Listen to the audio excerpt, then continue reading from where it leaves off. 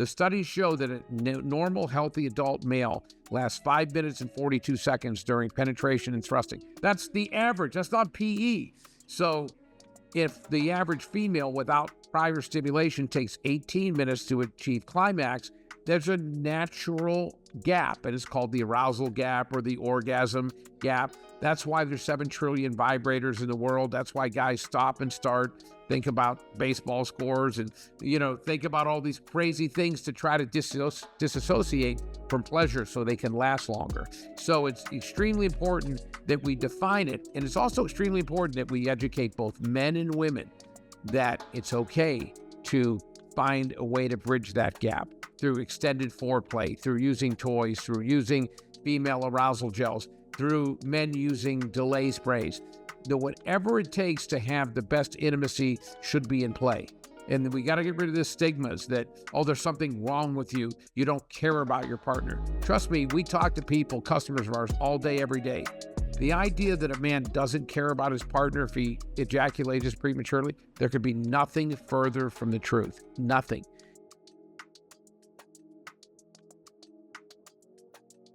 Hello and welcome back to another episode of the Sexology Podcast. I am so excited to welcome back Jeff Abraham. Jeff, welcome to our show. It's a pleasure to be here. Well, I was just talking to you right before the recording about the challenges that many of my clients have about early ejaculation and the desire to last longer. I know that your company published articles on it. You guys have been in this space for the longest time. Can you tell us more about, based on the kind of finding that you guys have, what contributes to premature ejaculation? That's an excellent question. It's the best way to frame the start of any debate about premature ejaculation. There's been a long time where comedians and there's these old wives' tales that if a man doesn't last long enough to satisfy his partner or has premature ejaculation, that he doesn't care or he doesn't have mental strength, okay? Let's make one thing abundantly clear right off the top. There are 4 to 5 physiological reasons that all cause premature or early ejaculation. Not limited to, but including prostatitis, hypersensitivity to penile nerves, low testosterone, different serotonin levels in the brain, that type of stuff. Now, like with a lot of other afflictions, there is a mental component to it. There are probably 20% of people that have early ejaculations because of anxiety, those types of things. But make no mistake, the majority of cases of where a man prematurely or early ejaculates, there is a physiological component involved in it. One of the things that I like to say to people, is there ever a stigma or is anyone ever hesitant to take insulin if they're diabetic? Of course not. Is anyone ever afraid or ashamed to take chemo if they have cancer? Of course not. Why do we still try to hide the fact if we need something to address premature ejaculation? Why are guys so intent, even on our website, hey, I want to make sure my partner doesn't know I'm using this. I want to make sure no one... The goal should be satisfactory intimacy for you and your partner. No matter what you do to get there, it's acceptable, because isn't the goal really to please your partner? And by pleasing your partner, aren't you really paying it forward and getting more pleasure by yourself? Number one, watching your partner experiencing that pleasure. And in my experience of being on the planet almost 68 years, the more you please your partner, the more your partner's like, I'm making sure he doesn't get away. He's funny. He makes a good living. He takes care of me. I want to make sure he's satisfied and well. So I tell people that you're also doing yourself a big favor by making sure that you please your partners, so not only do you want, if you're in a good relationship, for your partner to have pleasure, you're making sure and ensuring that you're going to have pleasure as well. So there is a very, very distinct physiological component to premature ejaculation, as well as there being about 20% of PE, which is anxiety related. You brought up such a great point that this kind of like pressure for people to last longer for the relationship, and also not providing them with the tools to understand what's happening.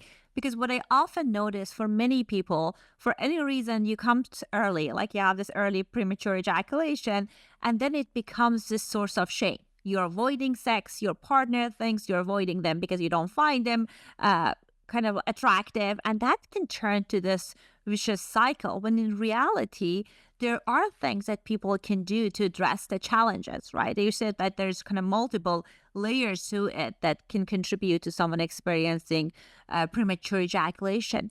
But before going there, it's like, it's so funny. Sometimes I see on Instagram that people say, oh, if you are not lasting as long as the 30 minutes, you have premature ejaculation. So what we call premature ejaculation, what does the study say about that?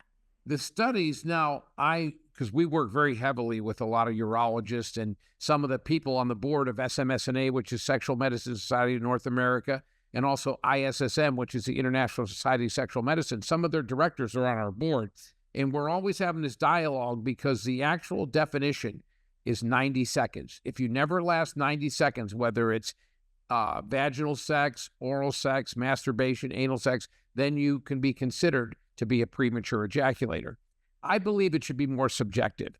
That if you last 3 minutes and your partner takes 10 minutes to climax, then technically you should be seeking something to bridge that gap so that there's a higher probability of mutual satisfaction. I would hesitate to say if you last 2.5 minutes that you don't have PE to some degree. Now, unfortunately, there are people that watch porn and all over social media, they go, oh, and last 30 or 40 minutes, you have PE. I've always believed the whole goal of intimacy is to pleasure your partner, not punish them, okay? If you think that you're lasting 30 or 40 minutes, you have PE, you need to work more on your technique than actually lasting longer, because if you can't make your partner climax in that period of time, there's something wrong. There is literally something wrong with your lovemaking. So the important part is mutual satisfaction. And I believe the degree should be more subjective. And I believe it should be something along the lines of, if you and your partner could benefit by longer lasting intimacy, then you need to seek products that can help you achieve that. Because as you're well aware, it's even people that, let's step out of the realm of premature ejaculation. Let's talk specifically about healthy, normal adults. The studies show that a normal, healthy adult male lasts 5 minutes and 42 seconds during penetration and thrusting. That's the average. That's not PE. So if the average female without prior stimulation takes 18 minutes to achieve climax, there's a natural gap, and it's called the arousal gap or the orgasm gap. That's why there's 7 trillion vibrators in the world. That's why guys stop and start, think about baseball scores, and, think about all these crazy things to try to disassociate from pleasure so they can last longer. So it's extremely important that we define it. And it's also extremely important that we educate both men and women that it's okay to find a way to bridge that gap through extended foreplay, through using toys, through using female arousal gels, through men using delay sprays. Whatever it takes to have the best intimacy should be in play. And we got to get rid of the stigmas that, oh, there's something wrong with you. You don't care about your partner. Trust me, we talk to people, customers of ours, all day, every day. The idea that a man doesn't care about his partner if he ejaculates prematurely, there could be nothing further from the truth. Nothing. In fact, those men desperately want to last longer and desperately want to please their partner because they feel shame, they feel less than if they can't accomplish that. So those things are extremely important. And let's get off of the fact that you're weak mentally if you don't last long enough. One of the reasons the SSRIs work is because it changes the serotonin level in people. So it's just obvious that people have different serotonin levels. But the problem is if you use SSRIs, which are commonly known as the depression drugs for those who are non-medical, they have severe side effects, loss of libido, nausea, dry mouth. I think I'd rather have PE than a lot of those separate, different issues that you could have. So it's really about education. It's really about knowing what causes it, what best way to alleviate it, and most importantly, focusing on the pleasure of both partners. I agree with you. I think the goal is mutual pleasure. And I Yes. think that what's important is to think about where are some of the areas you're struggling with. Because you're right, at times I hear that this men thinking, like some people out there, that the longer I last, it will lead to better sex. Absolutely not. I hear from my clients, they feel like I feel soreness, I'm uncomfortable. If you're not you're not creating arousal in your partner before or during, if, I don't know, 15 or 20 minutes, I don't think another 20 minutes, majority of cases, would make a huge difference. Then at that point, it's a matter of, am I thrusting in the right way? Am I kind of like creating psychological arousal? All these things that we're talking about. And I see it similar to using toys. So many men get uncomfortable when the partner want to incorporate sex toys in the bedroom. Sometimes they feel they're not good enough. But I always say your partner is the main event, right? So these are additional tools that you're adding to improve the quality in that moment. The same way that an architect, they want to build a house, they don't worry about using, like, if they're using this specific technology for drawing the map or it's doing it on the computer. Like, the final experience is important. And you brought up such a good point. Okay, so maybe for majority of people, they might not experience with clinical term of premature ejaculation, but if it's like them lasting longer, lead them to go to this place of like numbing out or kind of avoiding sex, and it's impacting the quality of their sexual experiences. So it's helpful to think about other tools and strategies. And you talk about there are different things as far as medication, psychological strategies. Many people use delayed spray. And I know, like I was just sharing with you, regardless of if you're our sponsor or not, I always recommend permethrin for delayed spray for a number of different reasons. And one is it's not transferring to the partner. Can you tell us a little bit about how does delay sprays work? Yes. The majority of delay sprays that were in existence prior to Promescent being developed, and even the ones that have come after, they can't do what we do because we have a patent and we create a eutectic formula. What a eutectic formula does is the dermis of the skin is right here. Lidocaine in its native form is a crystal. It's a solid. It's like a grain of salt. So people spray on the lidocaine. It stays on the surface. It completely numbs the man. And then it transfers to the partner because it's on the surface and it's a solid. So any kind of friction, so if you penetrate either orally, anally, vaginally, then it's going to transfer. Everyone gets numb. I tell people you might as well take a hot yoga or a spin class. Everybody's moving, everybody's sweating, but nobody's climaxing because everybody's numb. So what Dr. Ronald Gilbert, our founder, did, he got together with a PhD inorganic research chemist, and they changed the crystalline structure of lidocaine. They changed it from a solid, like a grain of salt, to oil aqueous.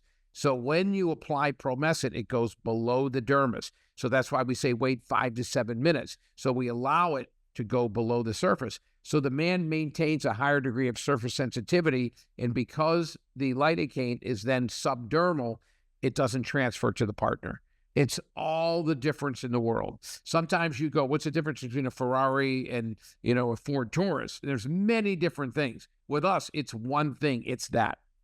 It doesn't numb the partner. It doesn't transfer to the partner. And it gives the man a much higher degree of surface sensitivity. When I started this company and I invested my money, well, I shouldn't say started. I came on board because Ron was my best friend and my neighbor and my doctor. When I became involved and I invested in the company and wrote him a business plan and everything, I wanted to know, okay, how do we stack up against the competition? I tried every other product on the market because I'm investing $500,000 of my money. I want to go, what am I investing in and what are the advantages? It was night and day. It literally, I remember when I tried Stud 100, I swear to you, I was literally like, I can't feel anything, neither can my partner. And I told Ron, I said the next day, it became like an MMA match. She was tapping out. And I'm like, well, I did all this work. I'm not finished. I'm going to finish, okay? And it was like, you get to that point, you're like, no matter what, I'm not going through all this without getting my happy ending, And so it was one of those situations where I went, I'm not sure I understand. I guess that allows you to last a long time, but she was begging me to get off, you know what I mean? And I was like, well, I did all this work. I'm going to finish. And it wasn't about intimacy at that point. It wasn't about sharing something. It was about, let me get what I deserve after all this work. And she was like, just get off me, you know what I mean? And I was like, that's not good. And to this day, we still have that patent and it still has 7 years left. And the idea that the man will maintain a higher degree of surface sensitivity and it won't transfer the female partner. Intimacy should always be about connecting. It should always be about, just like you said earlier, the emotional, the physical connection. It's hard to have an emotional or physical connection when everybody's numb. The whole idea is to be present, be in the moment, to be experiencing your partner's pleasure, your own pleasure, and hopefully as simultaneously as possible. It's not always the case because of people's body chemistries are different, but to have both partners climax. If you ever have it relatively in a very short period of time, that's the ultimate, having a mutual climax. But at some point, you want to make sure both people do achieve climax if possible, let alone not either partner climax because everybody's numb. So that's important. Absolutely. And you know what's interesting in the world of sex therapy, we tell people like, however you're engaging in sexual, there's no right or wrong way. Like sexual activities, that's completely okay. But I also hear a lot from my clients that they find that there is something intimate when they both partner are able to climax through intercourse, right? So it's, I mean, every person is different, but I think having the opportunity to be able to last longer and have that kind of like a climaxing experience with a partner is could be very valuable, not only physiologically but psychologically, right? Like you're feeling sometimes people they feel they're not good enough if they're struggling with not being able to last longer, and that creates frustration in the partner. But I think if you have tools in your toolbox that help you to be able to have the experience you want, right? At the end of the day, it's a matter of like building sexual self-confidence. I think that's very positive. So for people, like when they're thinking about using delay spray, would you say like when should they consider that? I know we're talking about how accessible it is right now, but when do you recommend people seeing the best results as far as the timing? Using it about 5 to 7 minutes prior to starting whatever type of sex, whether it's oral sex or vaginal sex or whatever type of sex you have. It takes about 5 to 7 minutes for it to dissipate, to go subdermal and go below. So, during foreplay, when you go, well, okay, we're getting close to the next 5 to 7 minutes or between, you can do it up to 15, 20 minutes beforehand. But when you know that you're leading in that direction and you're going to need to last longer, about between 5 and 10 minutes before you start whatever type of sex you're going to have, I believe that's the best time to apply Promescent. I hear it's good for all type of sexual experiences. From your client, do you hear that, like for example, if people want to start with oral sex, would that create the aftertaste? What does people say? It doesn't have any active ingredient, so it's not going to obviously numb the partner's mouth. There is a slight antiseptic taste to it, almost like a Listerine. Mm-hmm. So it's not damaging. It's not something someone will go, oh my God, it doesn't taste like rotten cheese or something like that. But sometimes people are taken aback and it's like, whoa, why is there this antiseptic taste? So especially if the person's not telling the partner. So what we say in those cases, about 5 to 7 minutes after applying it, just go take a damp cloth and wipe the penis. Then there'll be nothing, no taste. Oh, 'Cause at that point, the active ingredient has already gone subdermal and any residue you can remove. But if you're using it other than oral, whether it's anal sex or vaginal sex or whatever, you don't even need to do that because the person is not going to taste or be aware of any sensation whatsoever. I think delayed spray are sometimes getting a bad rep because of the kind of the person feel numb, the partner feels numb. It has this like bad taste. But I love that there is this technology if you're applying it correctly. And if you don't want to have any trace, you can just like wipe it off and it feels and tastes the same. I think it can also be very helpful. And you definitely want to talk to your partner about it. I always suggest that because to me, I would not want to be intimate with someone, be close enough to be intimate with someone, them using products that I'm unaware of that come into contact with me, just in case I have an allergic reaction. But I just think it's fair. And I guess at my age, I'm under no illusions. I'm not sexual Superman. I'm like every other human being in the world, and I want to share. I think if you're close enough to be intimate with someone, you should be totally open as to what it is you're using. Something very interesting, 75% of people that use Promescent and love it and use it long-term used another delay spray prior to that.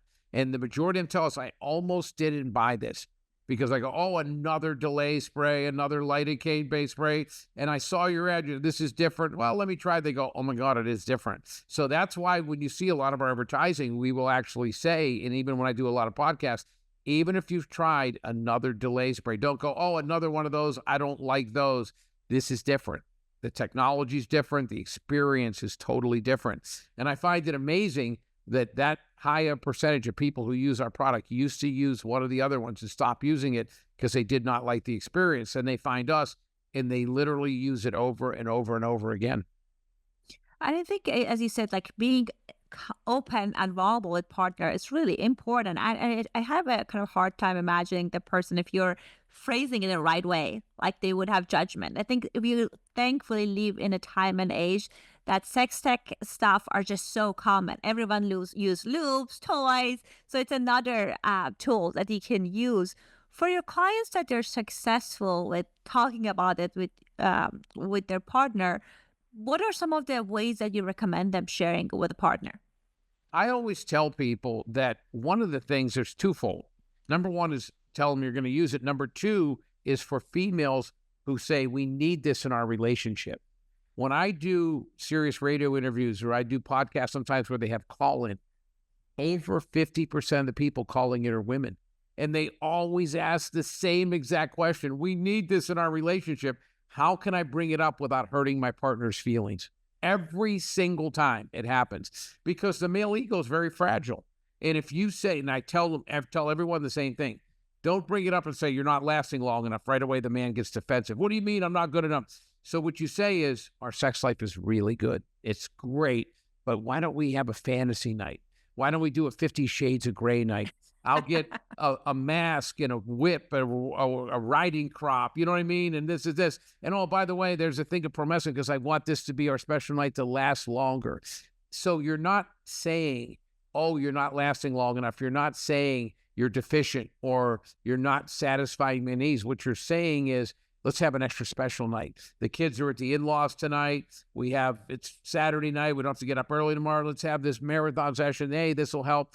But I tell a lot of the women, once you introduce your partner to Promescent, you're never going to have to tell them ever to use it again because men love control. Men love the idea that instead of having that little guy on their shoulder going, not yet, not yet. Oh, wait. They're like, well, should I give her one or two orgasms before I finally finish? Men love to have that control. They love that feeling of being the person that they've always wanted to be and know they can satisfy their partner. I tell people this, when you have good quality intimacy with your partner, you literally feel better. You're a better father, you're a better brother, you're a better boss, you're a better everything because you exude confidence and you feel better about yourself.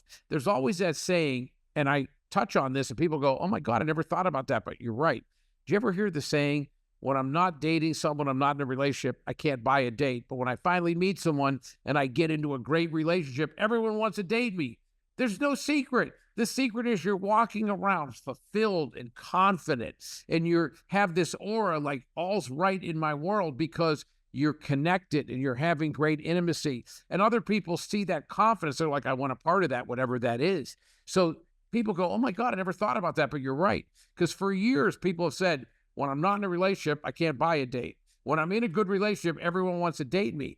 They want to know what's behind you walking with your chest puffed out and your head held high and this confidence that you're happy and you're fulfilled. A lot of that comes from your intimacy. When you have good intimacy and you feel loved and you feel like really connected, it improves everything in your world. Absolutely. And I think the fact of like, if you have more satisfying sexual experiences, you'll do better in life. I know one of the colleague found the research that people who do better, they earn more in bedroom. So it completely makes sense going back to what you're saying, right? Like you feel more confidence, you're showing up better in the world and Yes. everything is connected. And, sometimes we talk about all different strategies that like especially for heterosexual couples, that they can close the arousal gap. But I think there is something about people's innate script that this is like, if you want to last longer, even if you are kind of like someone that are you feel it's like all the strategy that you're talking about, thinking about baseball score, all of that works. Maybe you want to be present, right? I think that can be an additional tool that, okay, it can lift up the mental burden and I can be present. And I think that on its own has tons of value. I reach out and I always exchange stories and when someone is a regular customer, hey, how'd you find us? I see you're using this product, blah, blah, blah. And sometimes we have an email exchange, and sometimes I'll say, call me. I'm really curious. We have these conversations. My employees even go, you love that. I go, that's how I learn. That's how we develop new products. And I've had experiences where, in this one in particular, this happened about 8 months ago. It happened, I think, in September of last year, right around Labor Day. And there was a couple that were using our products. They were using men's VitaFlux, female VitaFlux. I go, these guys use everything. And I never forget, we were chatting through email. And then I said, call me. I'd love to chat with you guys. So we're having a phone conversation. And the wife says to me, what's really crazy? 2.5 years ago, we found her delay spray. And we were starting to drift apart. And I really thought that my husband wasn't that into intimacy anymore. And it turns out he was concentrating so hard on not ejaculating that I thought he was robotic, just going through the motions. Meanwhile, he was literally not wanting to tell me his prostate started to get prostate issues, create PE issues. So he never really had a lot of early ejaculation or premature ejaculation issues. But when he got into his late 50s, he started having prostate issues, which triggered early ejaculation. So he literally wanted to last as long as he always has and satisfy his wife. And he started to become robotic, not because he wasn't into it, because he goes, if I give in to the pleasure, I start feeling things, I'm going to go over the edge and ejaculate. She said, I heard you on a Sex with Emily podcast, and I said, I got to try this. And we brought it home, and all of a sudden he became present and he was into it. And we had a discussion. I was like, oh my God, it shocked me, because I'm a very good communicator. And I know if it was me, I would say, hey, I'm having prostate issues. I'm not disassociating. I have to focus and, on not going over the edge. But a lot of people don't do that. They're very closed off. And it was such an insight to me that two people who sleep in the same bed, have been married for 25 years, still had anxiety about talking about what they were experiencing from a sexual standpoint. But it also gave me an insight that when I do podcasts and radio shows and I'm out talking to people, I have to let them know, don't ever disassociate without telling your partner, because they're going to get a sense that you're not into them and you're robotic, and then they're going to start turning off. I call it layering. Then if they start turning off, you're going to turn off. Pretty soon, 6 months or a year later, you guys are going to stop being intimate or end up splitting up. And in reality, your relationship was still solid, but you weren't communicating.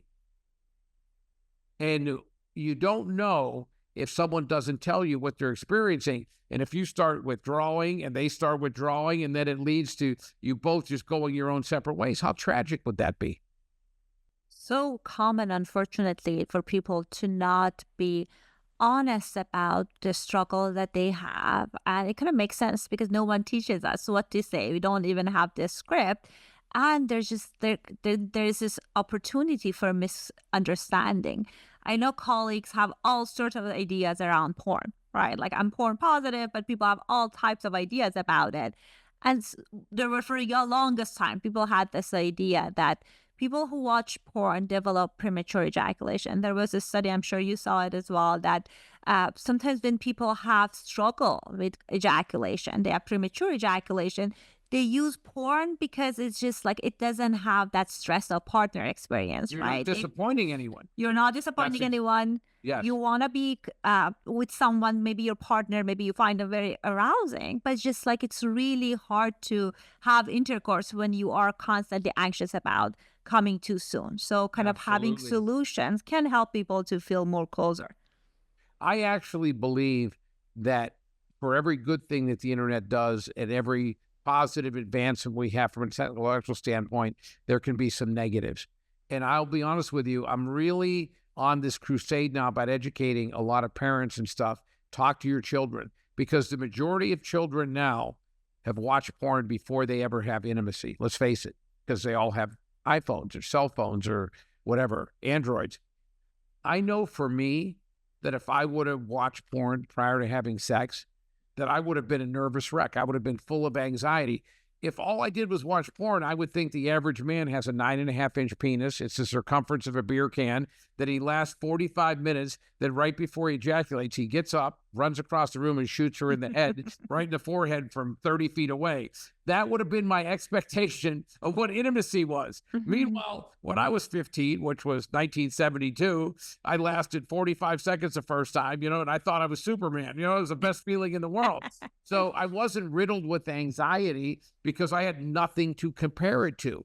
We cannot allow this generation of people that are coming along now, initiating intimacy, having these expectations that they have to be sexual supermen, or every female to feel like she needs to be Elizabeth Berkley from Showgirls, having an orgasm and flopping around like a fish on the side, out of water, and having these, spasms where you think she's having a heart attack rather than an orgasm, So we need to make sure that our children, and hopefully our grandchildren one day, that we're open and able to talk about them and set realistic expectations for intimacy. That is so important. I tell people porn is not sex education. Its job is not sex education. Your parents and the society and school job is sex education. That's their job, exactly. But it just sells the fantasy. And for some people, it's like a cookbook that you can use in order for you to get ideas.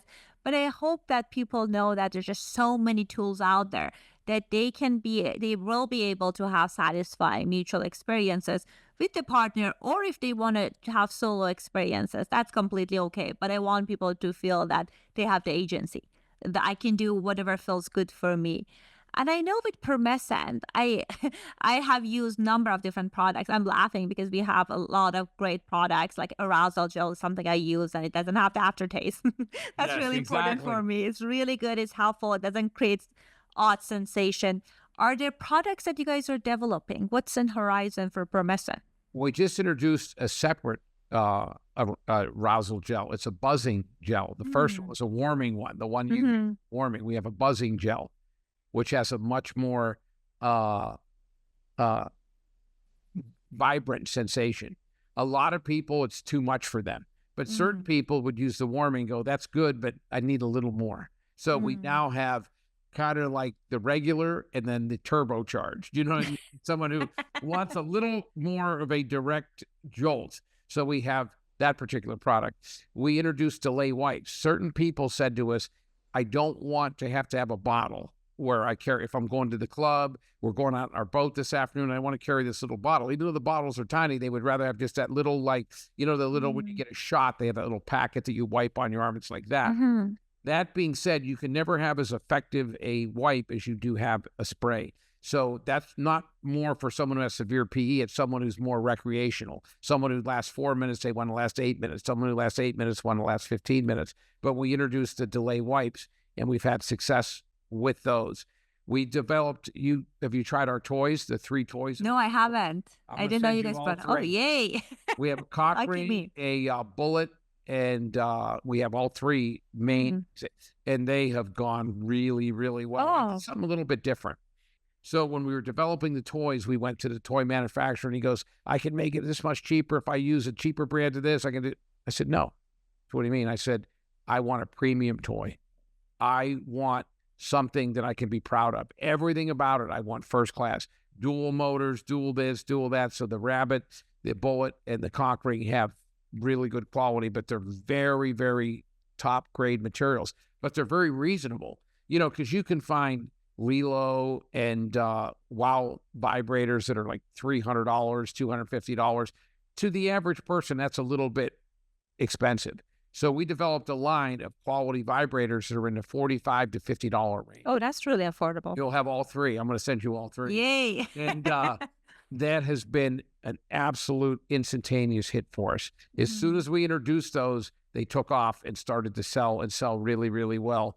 And I think it's because we educated people. I noticed when we first started selling them, women were buying them and guys were a little more hesitant. So I always do, I reach out, hey, what? You've tried everything else. What about vibrators? And guys would tell me, well, that means my partner thinks I'm not good enough. I said, a vibrator is not in place of you. It's in addition to you. Check your ego at the door. Don't you want your partner to have as much satisfaction, as much pleasure as possible? Okay? There's 7 trillion vibrators in the world because they work. In some cases, if you're in a business trip, You want your wife looking at the gardener and the pool boy? No, get her a vibrator. You know what I mean? Like yeah, guys, I just cannot get over how guys' egos are so fragile and how so many times they just look at everything as a threat. You know what I mean? It's not a threat. It's fun. Bring it in. There are a lot of women that will use a bullet vibrator while they're actually having penetrative sex. You know what I mean? Because sometimes the clitoris doesn't get direct stimulation. So it's something that they go, while I'm actually intimate, it's even when you're performing oral sex, there's nothing wrong with a woman incorporating a vibrator in as well. So I think we've gone overboard. We've done some videos explaining that this is not in place of, it's in addition to. So I think our vibrators have been very, very, very successful for us. We're very happy with incorporating those in. That is incredible. And I think when it comes to vibrator and any sex toys material, maybe you want to use something for like one-time fantasy things. Okay, that's different. But for majority of my clients, I recommend certain product because the quality of the toy makes a difference. Like not all toys are created equal. And I'm glad. Trust me, there are toys that I see them on Amazon. I see them in some of the sex stores when I go to see how our products are merchandised. Why would anyone put that near any intimate part of their body? They're trash. They're absolute garbage. If you find a vibrator for $19.95, run, okay? Run. If your intimacy is not that important to you, to make sure you have a quality product that's been safety tested and has the right materials with it, then you're really not doing yourself justice. You really and truly are not. That's not good.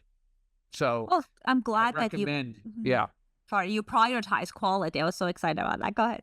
Everything about our products, our product lines, one of the things that I've always promised people, we will always be cost effective, but we will never be the cheapest.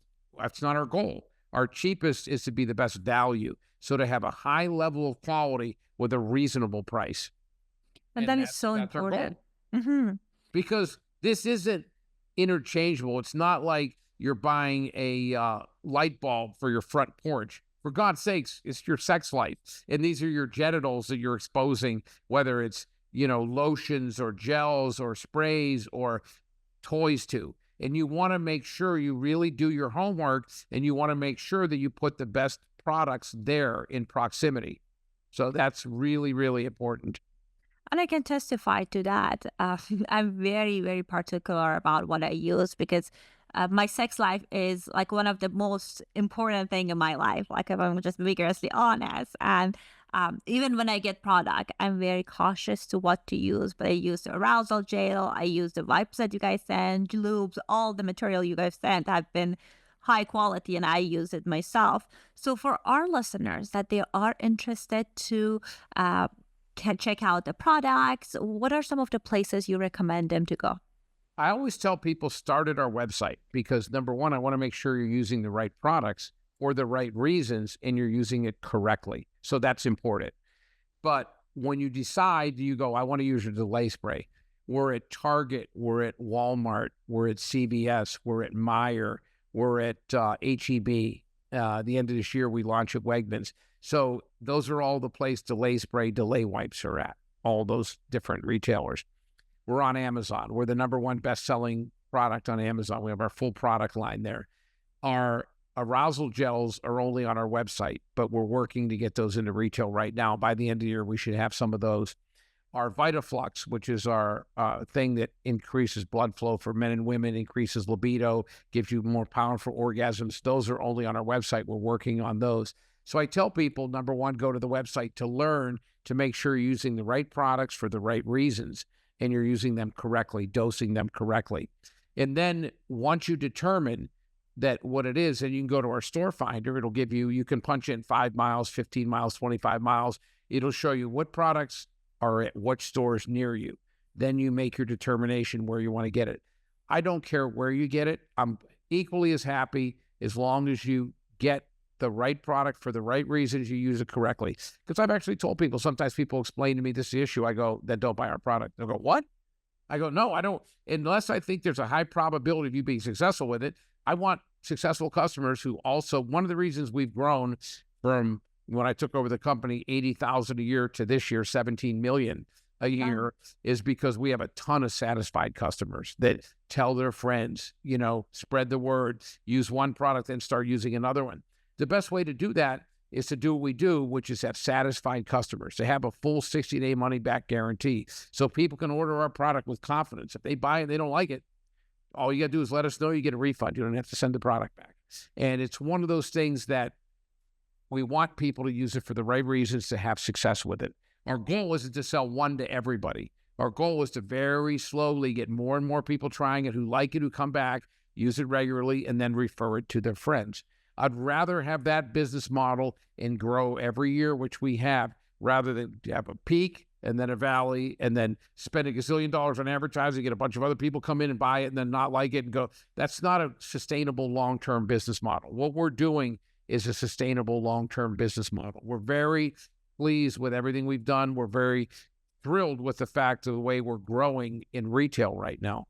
Because of the nature of the product, there's certain people that want to get it online because they don't want to go to the grocery store and their neighbor's daughter is working the checkout. Oh, Mr. Smith, I see you're buying your Promesa today. Or she's like looking at it, like looking at him. Oh, I know you're my neighbor. There are certain people that want to buy it online. There are other people who have children or roommates. They want to go get it at the store. They don't want their roommate to go, hey, your Promescent came in today, your Vitaflux came in, or their kid is worse yet. No one wants to picture their parents being intimate. Trust me, I was a child once, and the thought of my parents was like, oh, please. And I know my son, every once in a while, I love my son. And I told you earlier, I just had a granddaughter who I'm thrilled about.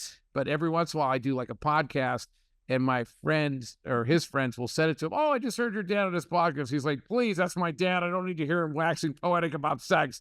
And I laugh and I go, hey, I didn't send it to you. I know, because I know when my parents, I didn't want to hear about that. You'll never see me sending you one of my appearances. It's always one of your friends, and we laugh about it, So people have different buying habits. Certain people want to buy it online. Other people want to get it. I call it the chain of custody. They want to go get it, put it in their pocket, go home, put it in their bedroom medicine cabinet, and know exactly that they have control of it the entire time. So our goal has been to make sure we're everywhere where someone would want to buy it. On Amazon, on our website, in all the retailers. We want to make sure that we're efficient, and no matter where you want to buy it, that you can go get it from us. Well, I personally have used it. I'm very particular about what I put in my body, in my partner's body. I think the product is really good, and I'm so glad it's accessible. And thank you so much for promoting sexual health products, sexual wellness. And as always, it was so wonderful to have you on our show. You're a gem. I follow you on social media. That's how I knew you were skiing. You know what I mean? And I watch it. And let's face it, I tell a lot of people, even in the space, that have non-competitive products that have other sexual wellness products. We all need to be working together, okay? If the dialogue gets more prevalent and more people feel comfortable sharing and talking, everybody wins. If we all do, then everyone wins. Don't focus as much as selling your particular product. Focus on educating. Focus on taking the stigma down. Focus on having men feel much more comfortable discussing sexuality, having females be a lot more open in approaching their partners. If that's the case, the overall tide goes up and all boats rise, and everyone will benefit. Don't be selfish. Don't just think about my product, my product. Let's really and truly get the dialogue much more positive. I agree. Again, thank you so much for coming on the show, and hopefully we'll have you in our future episode. I appreciate that. Always my pleasure. Thank you.